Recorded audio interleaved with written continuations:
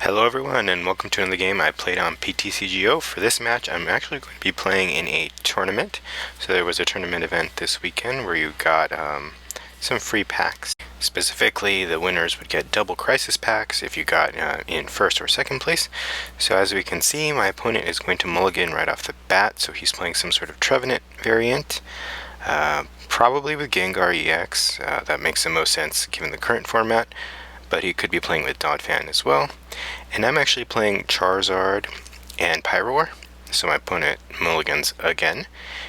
Here, I know it's not played a lot, but I think it got some help from the past set in one particular card, which you'll see come in play, that sort of replaces Fiery Torch and makes the deck have an easier counter to stadiums.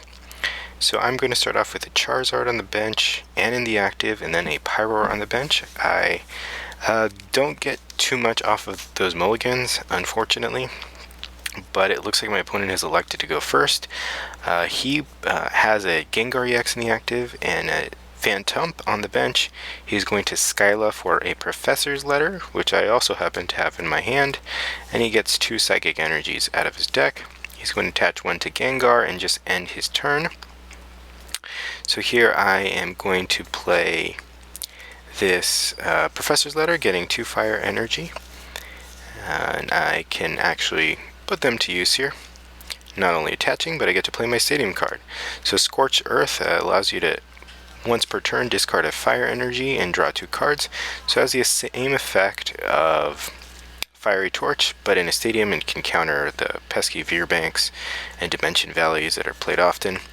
So I will then attach a Muscle Band onto Charizard, attach a Fire Energy, and then I think I'm going to play my end. I don't want to get rid of those Floatstones with the Juniper, because I will need them for Keldeo to rush in and retreat, so I can use Charizard's attack in successive turns.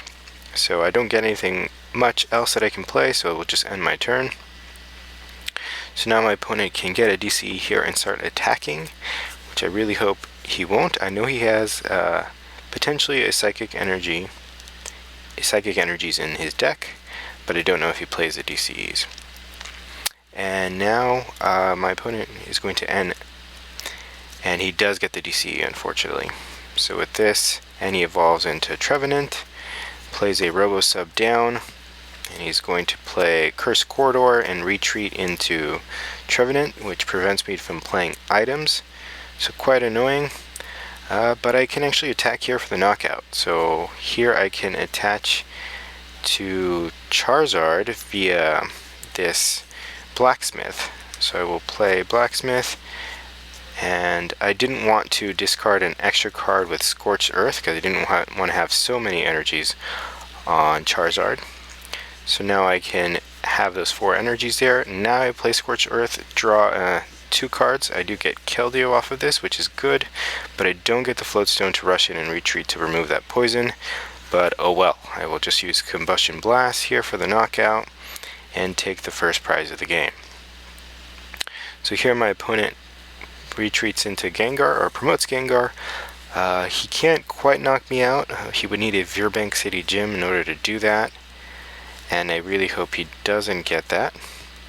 But I am now poisoned, which is quite annoying.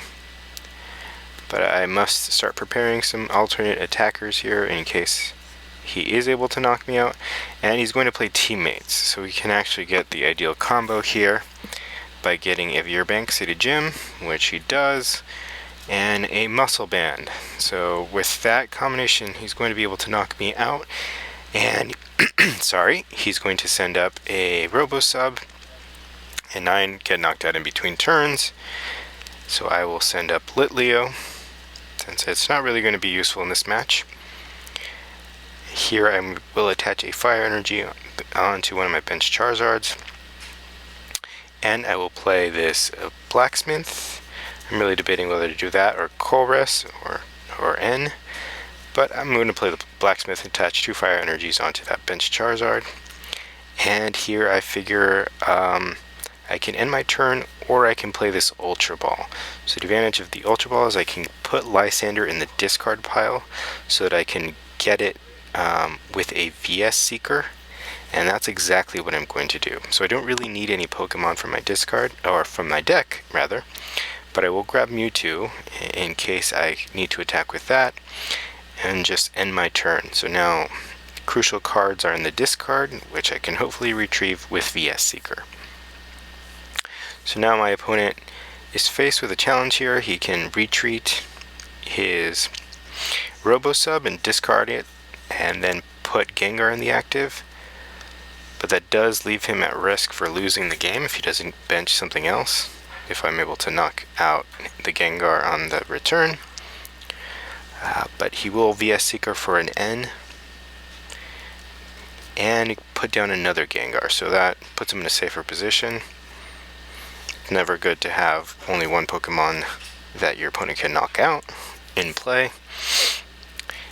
And the question is, will he retreat his Robosub, or will he just end his turn here, forcing me to make the move? So I did get that VS Seeker, so I can actually, if I get another Fire Energy, or a DCE even better, which I just drew, I can actually knock out his Gengar EX right here. So play that Float Stone onto Keldeo, play a Muscle Band onto Charizard, play that DCE onto Charizard. I will VS Seeker for a Lysander, and with that I will be able to bring up that Gengar EX with all the energy attached and knock it out. So here I'm just going to rush in, retreat into this fully powered Charizard, use Lysander to bring up Gengar EX, and then use Scorching Flame, or Combustion Blast, sorry, for the knockout.